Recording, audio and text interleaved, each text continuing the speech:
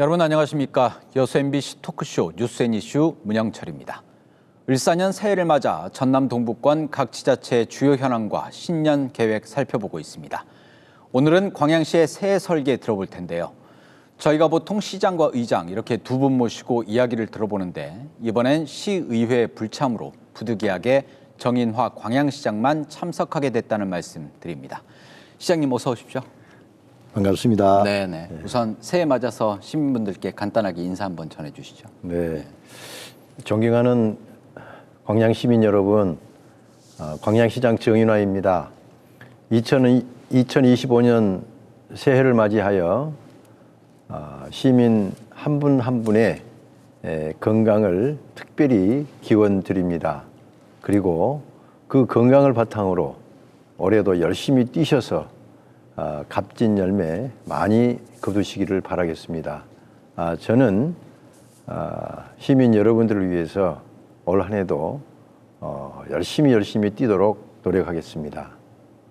네. 지난 2024년 한 해 되돌아보셨을 때 뭐 어떤 부분이 좀 가장 기억에 많이 남으셨나요?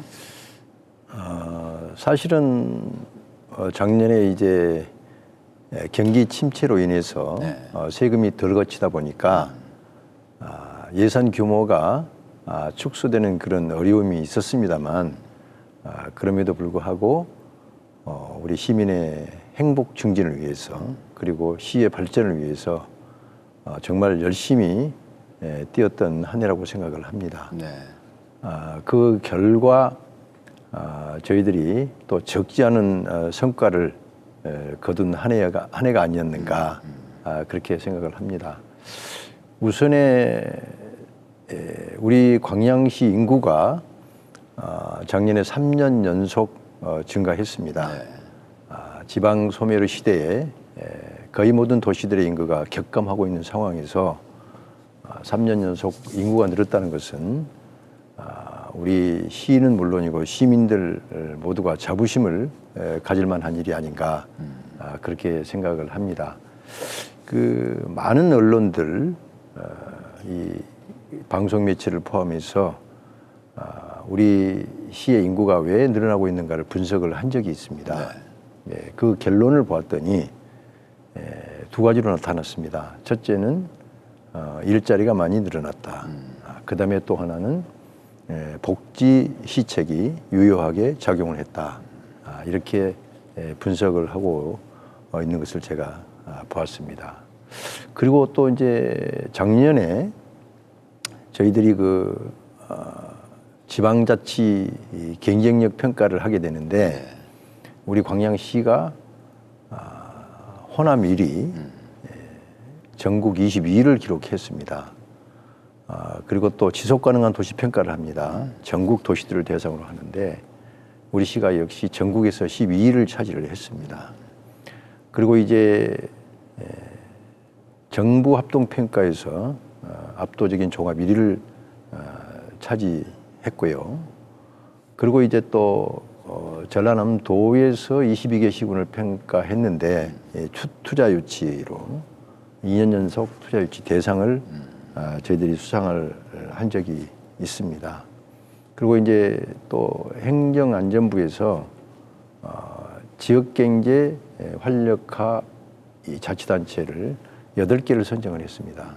순위 없이 8개를 선정했는데 우리 시가 그 8개 시군에 포함이 됐다는 반가운 소식이 있습니다. 네.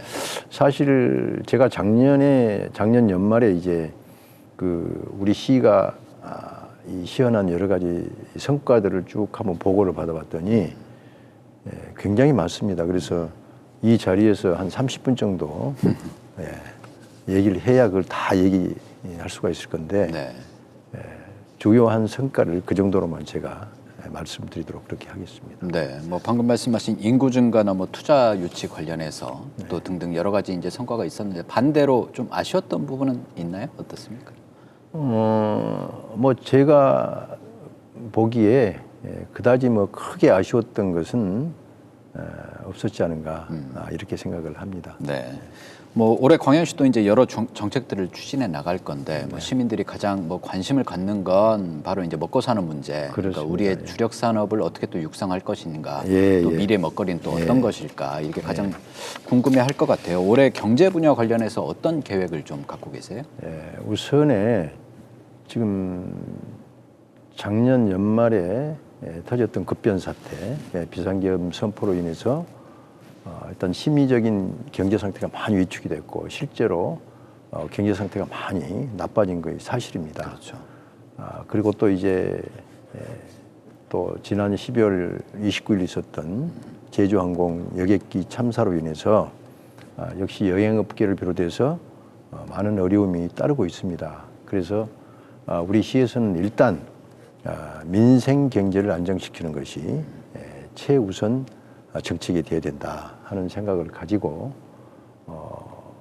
저희들이 이제 대책 마련을 해서 이 실국장들 회의를 통해서 구체화시켰습니다. 네.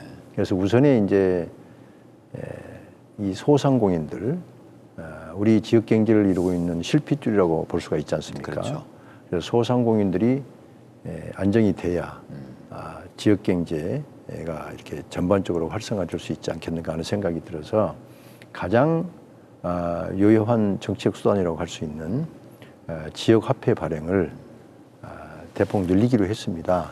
그래서 원래 우리가 이제 작년에 700억을 발행을 했는데 올해 예산 사정으로 500억으로 축소를 했다가 이번에 그 민생경제 대책을 수립하면서 300억을 추가로 발행하겠다는 이제 대책을 마련했습니다. 그래서 그걸 이번에 임시의회에서 이제 통과시키기 위해서 지금 준비를 하고 있고요. 네. 그 다음에 이제 또 농민들이 너무 어렵습니다. 그러니까 1년 전에 비해서 올해 추곡 수매가가 전반적으로 낮은 데다가 네. 특히 이제 농협에서 이렇게 수매하는 그 수매가 자체가 정부 수매가보다 상당히 많이 낮습니다. 그렇죠. 그래서 농민들이 굉장히 어려움을 겪고 있기 때문에 저희들이 40kg 한 가마당 약 3,000원을 보전해주는 그런 계획을 세우고 역시 준비를 하고 있습니다. 이번 임시회에서 그걸 또 통과시키기 위해서 의회하고도 지금 협의를 하고 있다는 말씀 드리겠습니다. 그리고 이제 또 여행업계가 굉장히 큰 타격을 받아서 네. 여행업계들이 일시적인 어려움을 겪을 수 있다는 생각이 들어서 도하고 협의를 해가지고 저희들이 여행업소당 한 300만 원 정도를 긴급하게 지원할 그런 계획을 가지고 추진하고 있습니다. 네. 그리고 또 이제 여러 가지 두터운 후생복지 시책을 추진하고 있습니다만 그 중에서도 저소득 한부모 가정이 참 어렵습니다. 그래서 저소득 한부모 가정에 대해서도 도하고 협의해가지고 가구당 한 10만 원 정도 네. 이렇게 농수축산물 꾸러미를 이렇게 지원하는 그런 계획도 지금 저희들이 가지고 추진하고 있다는 말씀드리고요. 네. 그다음에 이제 기본적으로 우리가 경제 체질을 강화시킬 필요가 있다 네. 하는데 이제 모든 분들이 이거 동의하리라고 생각을 합니다. 그래서 다행히 저희들이 그 2차 전지 소재 산업의 기회발전 특구로 이게 지정이 됐기 때문에 네. 투자 유치를 하기에 아주 좋은 여건이 돼 있습니다. 그래서 올해도 작년과 마찬가지로 기회발전 특구라는 이점을 활용해서 투자 유치에 만전을 기할 그런 생각을 가지고 있습니다. 그리고 이제 지난 1월 4일이요. 네. 지난 1월 4일 날 저희들이 이 소재 부품 지식산업센터를 그동안에 이제 준비해 왔는데 그걸 완성을 시켰습니다. 그래서 이제 이 산업의 뿌리라고 할 수 있는 소부장 산업을 이렇게 진작시키기 위해서 그걸 중심으로 해가지고 이 소부장 산업을 획기적으로 좀 발전시킬 수 있는 그런 기틀을 다져가고 있다 이렇게 말씀을 드리고요. 네.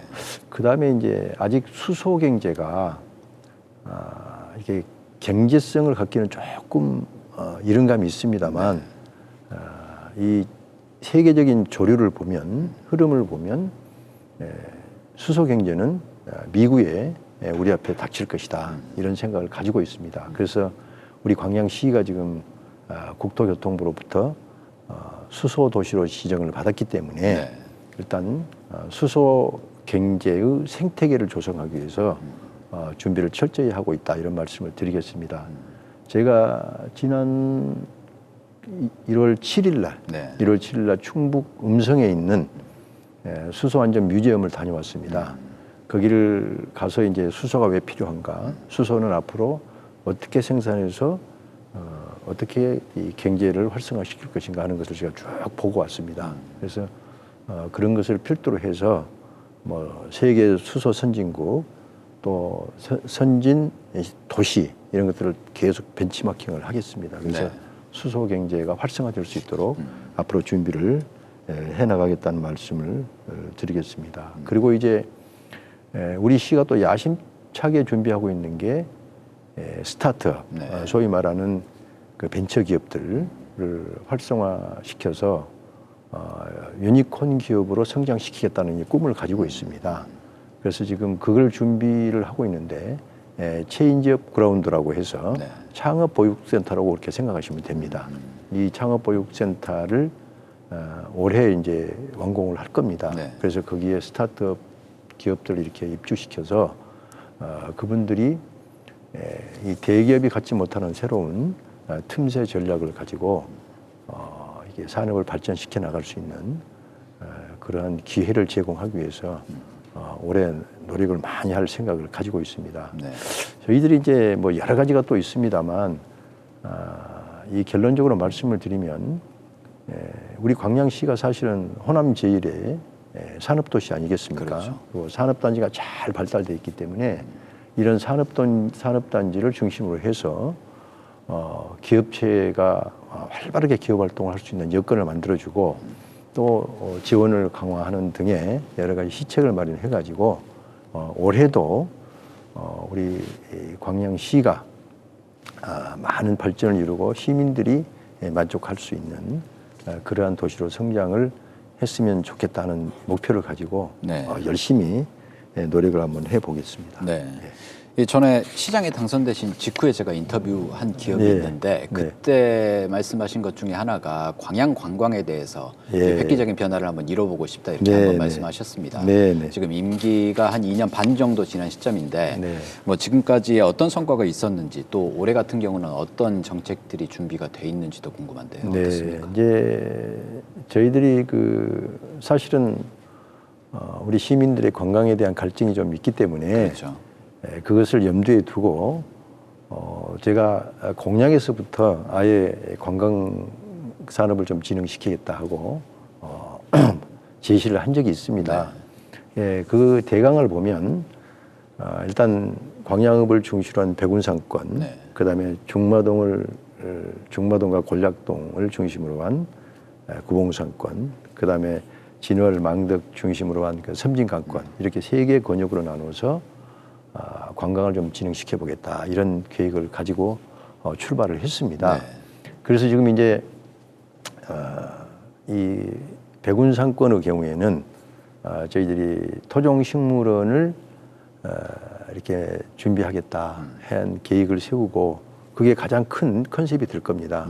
그래서 그걸 지금 용역을 발주를 해가지고 작년에 완료를 했습니다. 그래서 올해는 이제 본격적으로 준비에 이제 박차를 가할 그런 생각을 가지고 있고요. 그 다음에 이제 그 천년 동백숲이 있습니다. 우리 시가 지금 다른 도시나 세계적으로 모방할 수 없는 그런 굉장히 큰 두 가지 역사 문화 이 자원이 있거든요. 그 중에 하나가 이제 그 천년 동백숲입니다. 도성국사께서 1000년 전에 옥룡사를 창건하면서 동백나무를 주변에다가 심었습니다. 그 동백나무가 1000년 동안 이어져 오면서 거대한 숲을 이루고 있는데 그 천년 동백숲을 활용한 천년 동백정원을 만들 계획을 가지고 있고 네. 거기에다가 도선국사의 사상수련관, 도선사상수련관을 만들어서 관광 요소를 지금 준비를 하고 있습니다. 그 다음에 지금 또 MBN에서 이 속풀이쇼, 동치미 속풀이쇼가 있는데 그걸 저희들이 MBN하고 이렇게 합작해서 MBN 동치미 마을을 지금 준비를 하고 있습니다. 그것도 다 지금 이제 영역이 끝나고 본격적인 좀 준비를 해가고 있는 그런 상황이다 이렇게 말씀을 드릴 수가 있습니다. 그리고 이제 백운산에 지금 이 생태가 잘 발달되어 있거든요.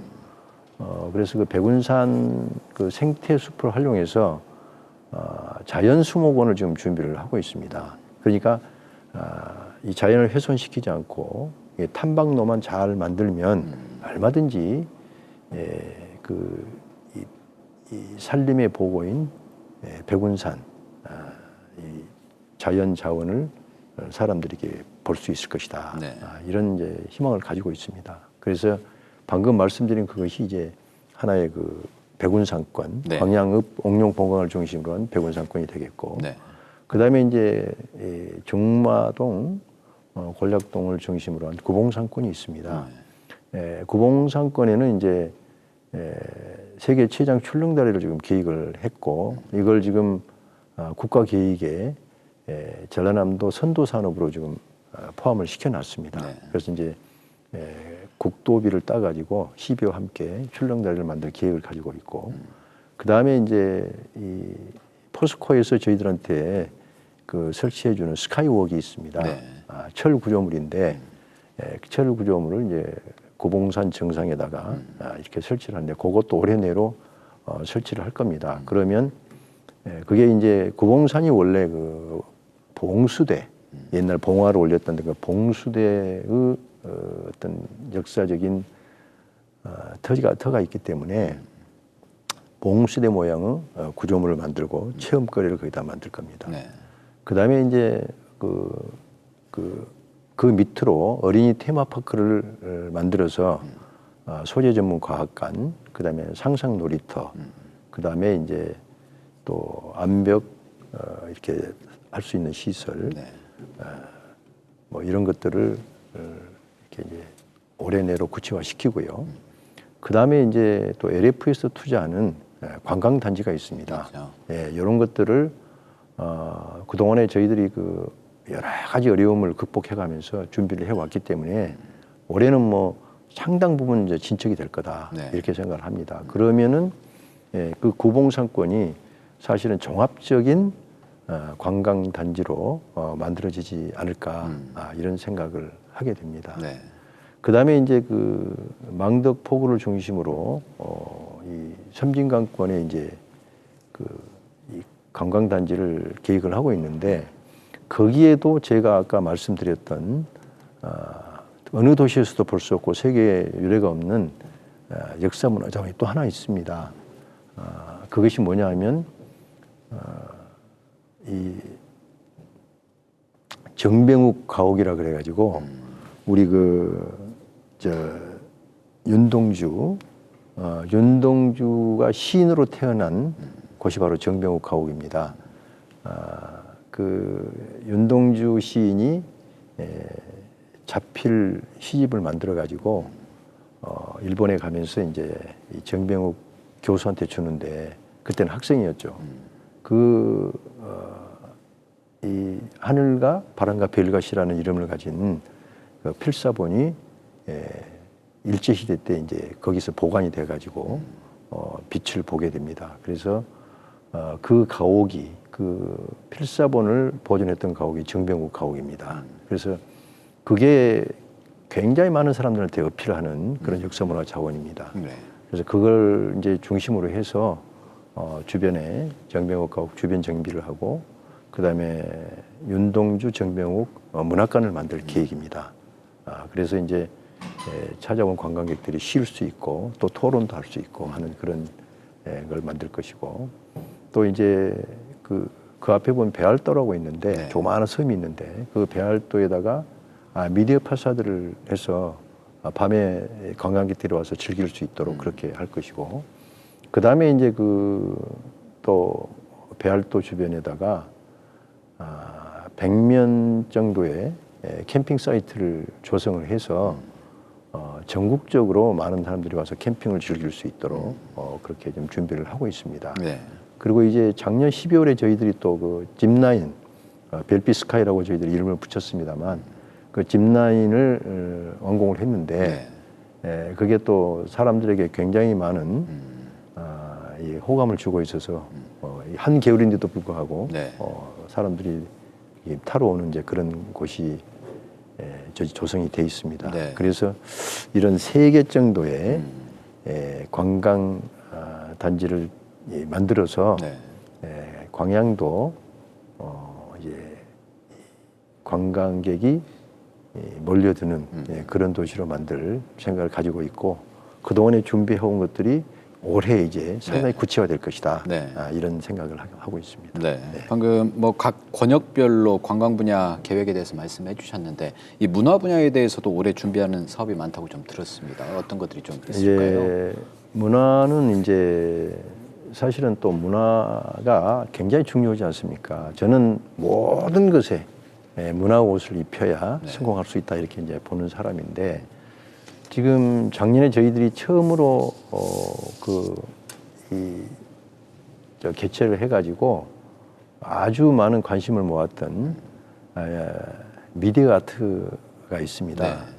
네. 이 미디어 아트가 제가 조금 부연 설명을 드리면, 이제 저희들의 우리 광양시에 자매기란 도시인 오스트리아 린츠시가 있습니다. 그 오스트리아 린츠시에 가면은 아르스 일렉트로니카 센터라는 미디어 아트 이 산실이 있습니다. 이 아르스 일렉트로니카 센터가 전 세계적으로 유명한 미디어 아트의 본산이고, 전 세계 모든 도시들이 이 아르스 일렉트로니카 센터하고 관계를 맺기를 희망을 합니다. 근데 거기가 아주 좀 도도해서 절대 틈을 주질 않습니다. 그런데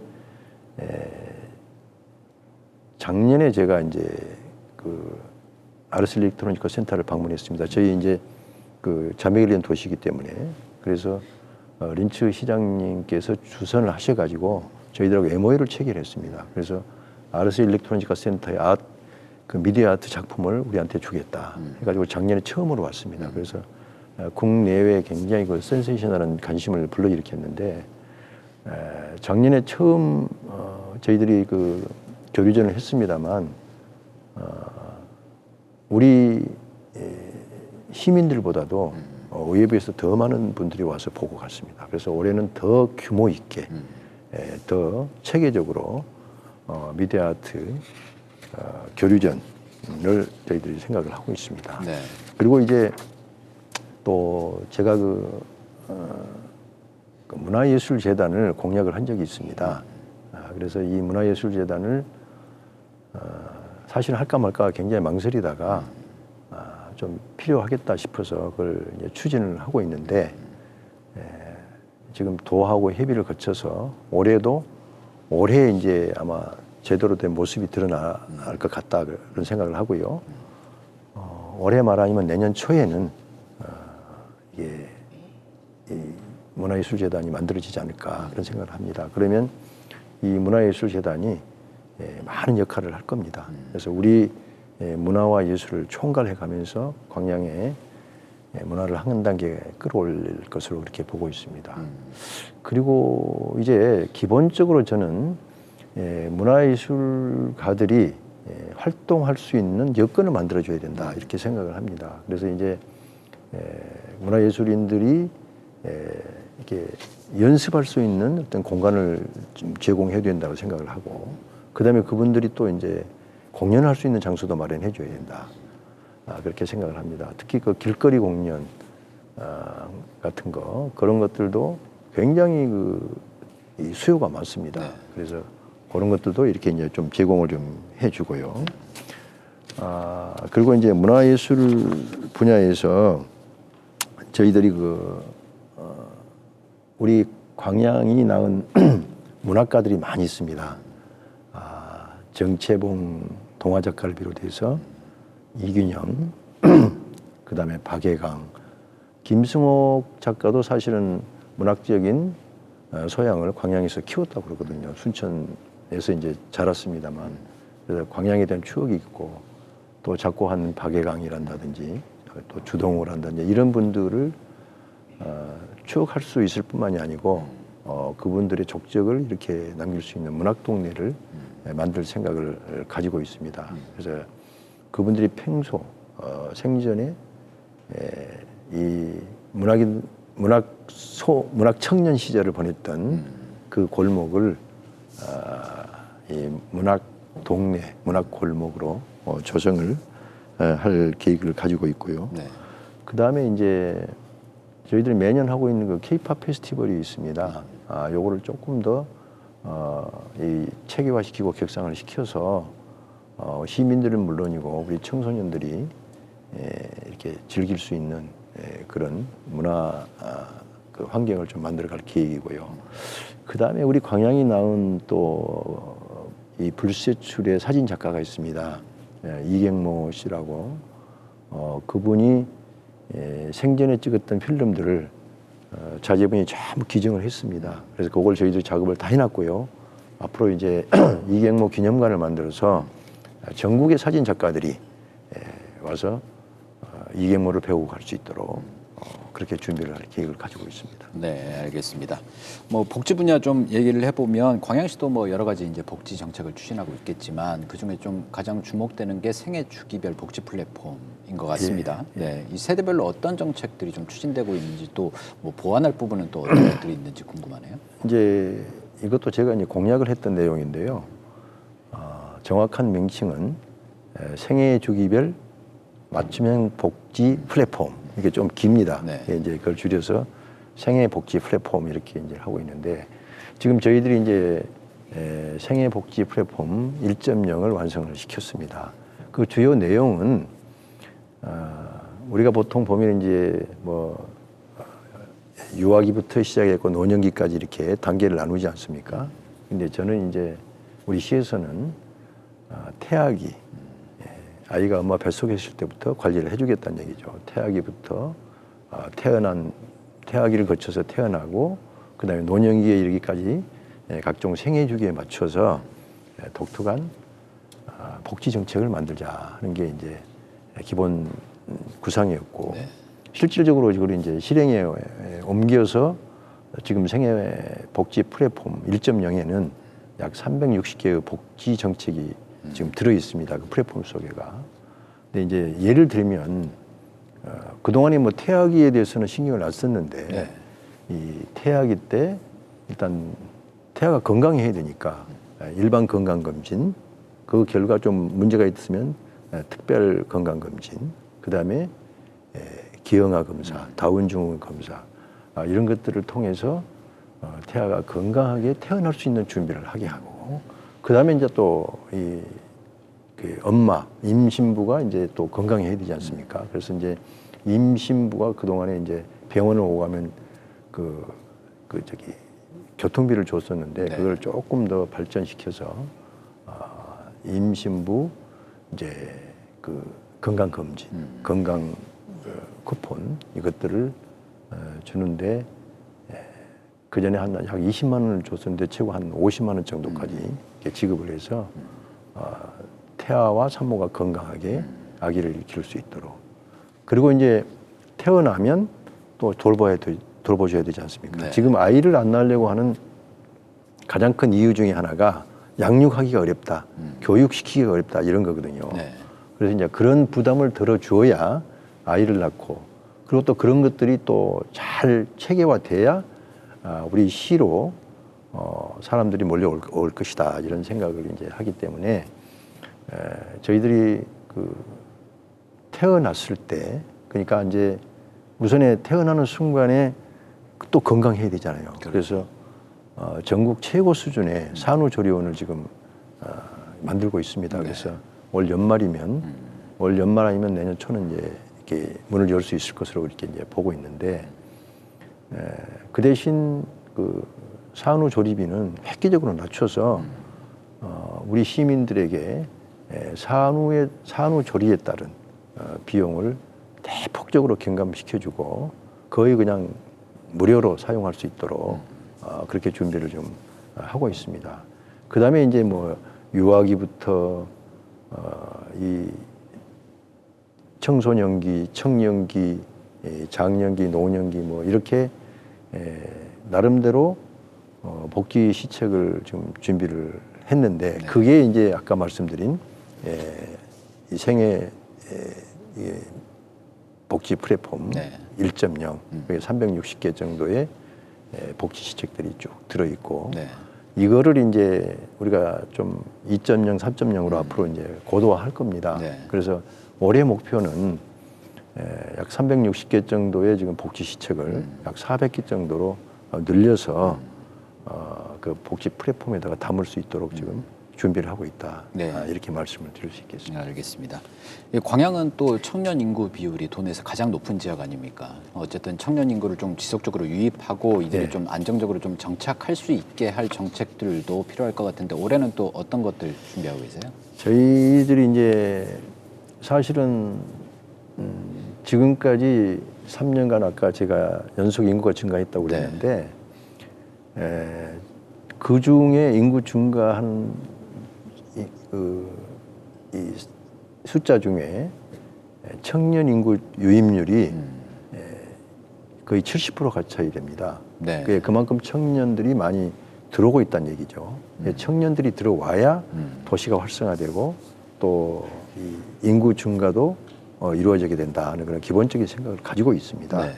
그래서 이제 청년들에게 여러 가지 지금 저희들이 시책을 많이 만들어 놓고 있는데 가장 대표적인 게 이제 청년 주택자금 지원이 있습니다. 사실은 이건 뭐 제가 오기 전부터 이게 있었습니다. 2018년에 도입을 했고 네. 그동안 이 도입할 때 전국 최초였습니다. 그리고 최고 이자율이었습니다. 그동안에 약 1,300여 명이 혜택을 받고 약 54억 원 이상이 청년들에게 대출 이자로 지급이 됐는데 청년들에게 매우 높은 이렇게 호응이 있는 그런 정책이어서 앞으로도 저희들은 계속 그걸 해나갈 그런 계획을 가지고 있습니다. 올해 저희들이 이 인구 이 상한을 좀 폐지를 했습니다. 그러니까 그동안에 청년 그러면 39세에서 45세로까지 그렇죠. 확대를 좀 했고요. 네. 그 다음에 이제 이 다자녀 가구에게는 이 주거 전용 면적을 폐지를 했습니다. 저희들이 이제 아이를 하도 안 낳으니까 그동안에 3자녀 이상이 돼야 다자녀 가구 이렇게 규정을 했는데 지금 뭐 일반적으로 2자녀 이상이 지금 다가구로 다자녀 가구로 지금 이렇게 돼 있지 않습니까? 네. 그래서 이 2자녀 이상을 낳은 청년들에게는 전용 면적 제한을 풀고 많은 면적도 가능하게 그렇게 올해 만들었고요. 네. 그 다음에 이제 청년들이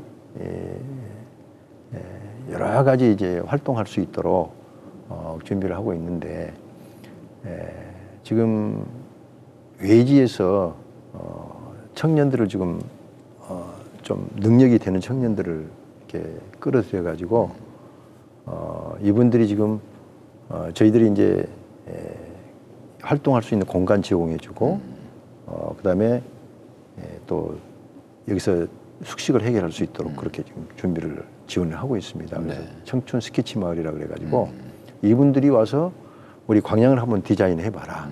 그래서 디자인할 수 있는 그런 여건을 마련해줘가지고 그분들이 지금 노력을 하고 있고요. 네. 그 다음에 이제 또 청년들이 꿈을 펼칠 수 있는 이 청년 창업 빈저포를 활용한 청년 창업 정책도 지금 마련해가지고 많은 분들이 지금 창업을 하고 있습니다. 네. 그다음에 청년 꿈터라는 저희 어떤 이 센터를 마련해가지고 거기에 청년 협의체를 구성을 해서 청년들이 또 청년 정책을 만들어가고 우리 시에 이렇게 건의를 하는, 그래서 결국은 또 그 청년 협의체가 수시로 정책을 발표하고 우리 시와 협의하는 그런 것도 만들고 있고요. 그 다음에 이제 그 청년 젊음의 광장, 청년들이 주로 모이지만 청년들뿐만이 아니고 전 세대가 모일 수 있는 청년 광장을 크게 조성을 해서 거기에다가 이 청소년들이 즐겨하는 그런 시설 그런 것들을 쭉 이렇게 입지시킬 그런 계획을 가지고 있습니다. 네. 어쨌든 뭐 청년들이 가장 소중하게 생각하는 청년 일자리, 그다음에 청년 주택 이런 것들을 저희들이 준비를 해서 청년들이 광양에 쉽게 들어와서 살 수 있도록 준비하는 그런 정책을 많이 만들어 가겠습니다. 네. 이 지자체마다 시민들과의 소통 그리고 이 정책 참여 이렇게 확대하고 있는 분위기인데 광양시는 올해 이 분야와 관련해서 좀 어떤 계획들 갖고 계십니까? 예, 이제 사실은 뭐 그동안에 쭉 해왔던 게 있습니다. 제가 이제 뭐 다 모든 시군들이 다 합니다만은 일단 시민과의 대화가 있습니다. 네. 그게 어떤 뭐 가장 많은 시민과 대화할 수 있는 그런 읍면동을 돌아가면서 하는 거기 때문에, 그 다음에 이제 제가 감동데이라는 것을 만들었습니다. 그게 뭐냐면 정말 그동안에 해결이 되지 않았던 여러 가지 민원들 그것들을 시장하고 만나서 허심탄회하게 이렇게 논의를 하고 반드시 그 자리에서 해결책을 제시할 수 있도록 하는 그런 감동데이를 만들어가지고 운영을 하고 있습니다. 물론 해결이 어려운 것도 있습니다. 네. 불가능한 것은 그 자리에서 제가 반드시 양해를 구합니다. 이거는 이해를 해 주십시오. 장기적으로 검토를 하겠습니다. 이렇게 이제 얘기를 하고요. 그 다음에 제가 이제 현장을 중시하기 때문에 주로 정책 현장, 민원 현장 이런 현장들을 제가 한 달에 한 2번 정도 나갑니다. 그래서 현장에서 문제를 해결하는데 거기에 반드시 이제 시민들, 반드시는 아니지만 필요할 경우에 시민들을 많이 이렇게 제가 초청을 합니다. 그래서 시민들의 의견 듣고 시민들의 원하는 바를 현장에서도 해결해 주는 그런 것들을 하고 있고요. 그 다음에 이제 또 시민들의 그 대표자들이 있습니다. 바로 이 통장들이거든요. 그렇죠. 이 통장들이 또 시민들의 해남 문제 가장 많이 알고 있습니다. 민원상도 가장 많이 알고 있습니다. 그래서 이분들과 시정 공감 토크를 계속 돌아가면서 합니다. 그래서 그 자리에서도 문제 해결하고 또 어려운 것들은 또 조금 시간을 두고 해결하는 그런 방안을 하고 있고, 그 다음에 이제 또 시민들이 그 시장과의 이 면담을 굉장히 많이 요청을 합니다. 네. 그래서 제가 취임하고 나서는 월요일부터 금요일까지 그 시민 면담을 했었는데 제 일을 못 하겠더라고요. 그래서 제가 화요일, 목요일만 면담을 하겠다. 그래서 이제 화목 대화를 지금 이제 그 정기적으로 좀 추진하고 있습니다. 네. 그래서 이렇게 한 5-6가지 정도의 시민과의 소통 수단을 통해서 제가 이제 소통을 하고 있는데, 또 이제 뭐 행사장이나 또는 모임이나 이런 데 가서도 늘 시민들과 이렇게 얘기를 할 수밖에 없습니다. 왜냐하면 시장을 보면 이분들이 전부 그동안에 하고 싶었던 얘기, 네. 자기의 민원 이런 것들을 자연적으로 이렇게 얘기를 하기 때문에 그렇죠. 그런 기회를 통해서 소통을 하고 있다 이렇게 네. 말씀을 드리겠습니다. 알겠습니다. 이 민선 8기 들어서 참 여러 가지 사업 추진하고 있는데 이 일부 사업에 대해서는 너무 무리하게 좀 추진하는 거 아니냐, 또 의회 소통이 좀 부족한 거 아니냐 이런 지적도 있어요. 거기에 대해서는 좀 어떤 입장이세요? 그 뭐 의회의 소통이 부족한 것은 없고요. 이게 의회의 소통이 부족하다는 걸 특정인 뭐 한두 사람이 얘기하는 경우가 있습니다. 그건 뭐 지극히 개인적이고 감정적인 차원에서 나온 거고, 대부분 우리가 14명이 있는데 거의 대부분 제가 소통을 하고 삽니다. 그러니까 뭐 전체적인 소통에 큰 문제는 없다고 보고, 그리고 이제 뭐 사업 추진에 무리가 있다고 그러는데 아마 그 이순신 장군 이 말하자면 이 동상 문제, 그거는 그 이 일반적으로 생각하는 그냥 철 동상 크게 만드는 게 아니고 하나의 그 건물을 지어서 그 건물에 건물을 유효하게 사용하자는 그런 의미거든요. 우리 시민들이 활용하고 관광객들이 활용하고 아까 말씀드렸던 그런 용도, 예를 들면 문화예술인들이 이렇게 그 연습 장소로 쓴다든지, 그러니까 공연 장소로 쓴다든지, 전시 장소로 쓴다든지 그런 공공적인 목적을 이렇게 달성하기 위한 그런 수단으로 그 대신 불면의 역사적 영웅인 이순신 장군을 기리면서 그렇게 했으면 좋겠다 그러는데 이해 부족이죠. 심지어는 뭐 그 역사를 했다는 사람도 이순신 장군하고 광야하고 무슨 관계가 있느냐 이런 얘기를 할 정도니까 어떤 좀 인식의 빈곤 이런 것을 좀 느낍니다. 그러나 이것은 시간을 두고 많은 시민들과 대화를 통해서 그리고 전문가들의 조언을 받으면서 추진해갈 그런 계획을 가지고 있습니다. 네, 알겠습니다. 네. 지금까지 뭐 2025년 여러 사업에 대해서 말씀해 주셨는데 마지막으로 마무리 말씀 듣고 끝내겠습니다. 예, 이제 사실은 이 행정을 해 가다 보면 여러 가지 어려운 점이 많이 있습니다. 그럼에도 불구하고 그 어려움을 극복하지 않고 주저앉으면 아무것도 되지 않는다 이렇게 생각을 합니다. 저는 일단 가장 큰 모토가 우리 시민들의 행복 수준이 가장 높았으면 좋겠다. 그래서 모든 사람들이 광양에 들어와 살고 싶다는 생각을 가졌으면 좋겠다는 기본적인 그런 모토를 가지고 있습니다. 그래서 그러한 모토 하에서 모든 시책, 정책 이런 것들이 이루어지고 있고 올해도 변함없이 그러한 기본 비전 아래서 이 시정을 추진해 나가겠다 하는 말씀을 드리겠습니다. 그래서 올해 저희들이 내세운 게 평생 살고 싶은 도시를 만들자. 이 평생 살고 싶은 도시를 만드는데 이 승풍파랑의 정신으로 한번 해보자. 승풍파랑은 바람을 타고 이 파도를 헤쳐나가는 그런 것을 얘기를 하는 건데 그 정신을 가지고 우리가 추구하는 그런 목표를 달성하기 위해서 네. 노력해보자. 이런 생각을 가지고 있습니다. 그래서 우리가 추구하는 목표를 올해도 반드시 네. 달성해서 시민들이 행복해하고 만족하는 그런 도시로 갖고 나가겠습니다. 네, 감사합니다. 네, 지금까지 정인화 광양시장과 광양시의 새 설계 들어봤습니다. 2차 전지를 포함한 신산업 육성과 또 상대적으로 열세 있었던 관광 분야 등에서 큰 변화가 예상되는 한 해입니다. 이 경기 침체 등 만만치 않은 여건 속에서도 한 단계 도약하는 2025년이 되기를 기대합니다. 여수 MBC 토크쇼 뉴스 앤 이슈 오늘 준비한 내용 여기까지입니다. 시청해주신 여러분 고맙습니다.